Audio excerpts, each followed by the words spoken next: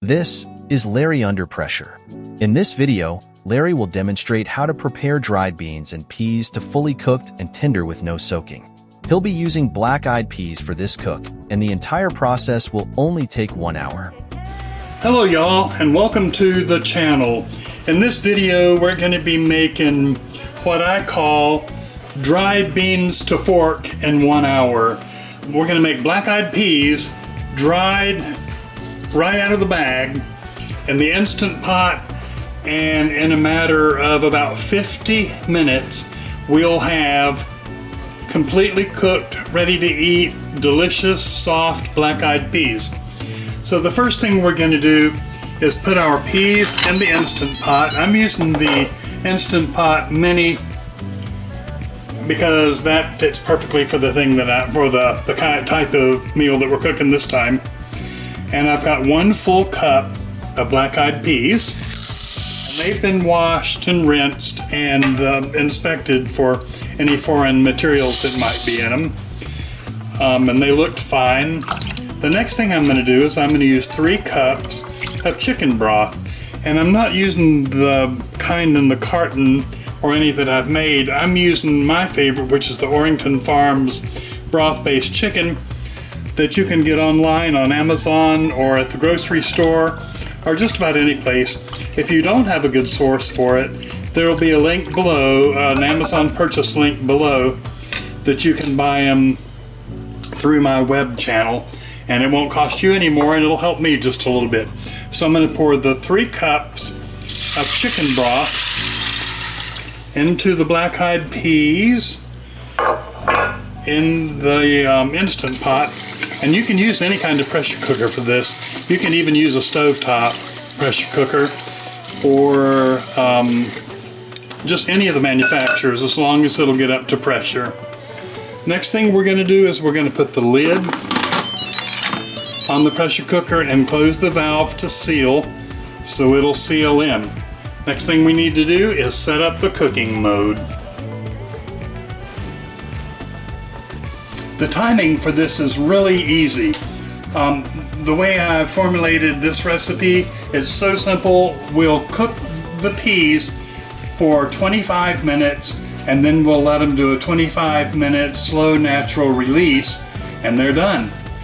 But what you have to always remember with the Instant Pot is when you turn it on and set it to the time you want to cook, that time won't actually start until the Instant Pot senses that it's up to temperature and pressure, and only at that time will it click over and begin the 25 minutes, in this case, cook. So what we're going to do is we're going to start by pressing pressure cook. We're on high pressure, which is what we want. We want the keep warm light to be on, and we're going to set it to 25 minutes, which is what it's on, and leave it alone, and it'll turn on all by itself. It should cut over about now. There we go. Now it shows on, and we know it's on and beginning the heat up process. And we'll check back in a few minutes about the time it cuts over to begin the 25-minute cooking cycle.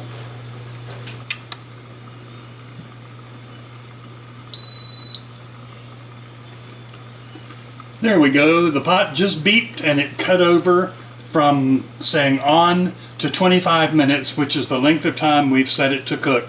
So it's going to pressure for 25 minutes on high with the keep warm button pressed. Now the keep warm button, what'll happen when it cuts over after it finishes cooking for the 25 minutes cool down, that keep warm will keep it still cooking very moderately, and that's what we want.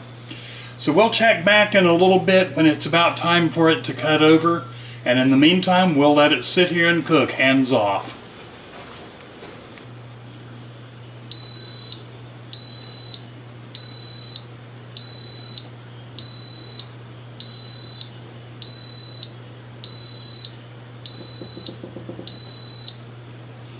Okay, the pot has cut over now to the keep warm setting automatically from the 25-minute cooking period.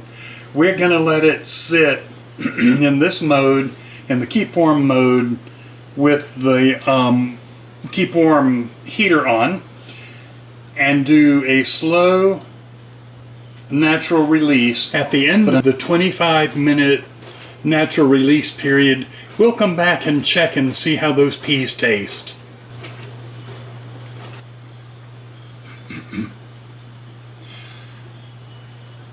The Instant Pot just cut over to 25, and as you see, once it finishes the cook time, it goes to 0 and starts counting up. So you know how long it's been since it cut over. It shows an L on the left and then the time, and it shows 25 minutes. So I'm going to push cancel to stop all the cooking, and it still shows that the pin is up.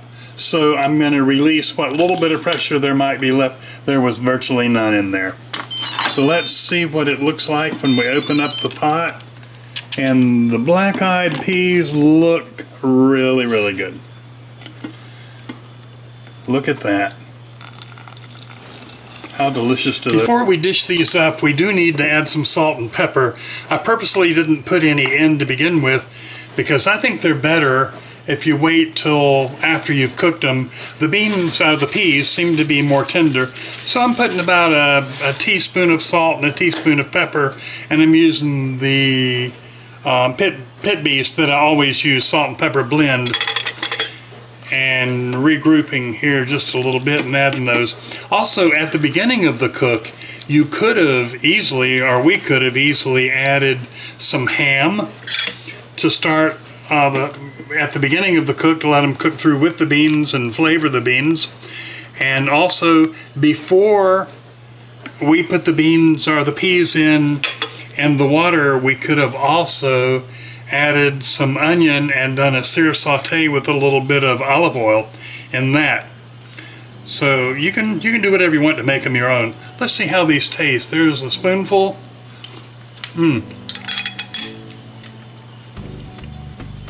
They're the perfect amount of doneness. They're soft but not mushy and not falling apart and falling out of their little shells. So they're perfect. This is a really good recipe, and it's taken all together, the entire time has taken 1 hour and 2 minutes from the time we first started. So this is something to keep in mind, something to use when you want black-eyed peas with your dinner. They taste better, and they're a heck of a lot cheaper than if you buy them by the can. So good luck with this recipe. We hope you've enjoyed it, and we hope you'll join our channel. Thanks again for joining, and we'll see you on the next video. As always, we really appreciate having you with us for these videos. If you're already a subscriber, you know we love you. And if not, we'd love to have you subscribe.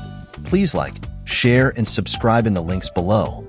We invite you to leave any comments or questions in the space below as well. It's great to hear from our viewers. We look forward to seeing you on our next production. Until then, take care.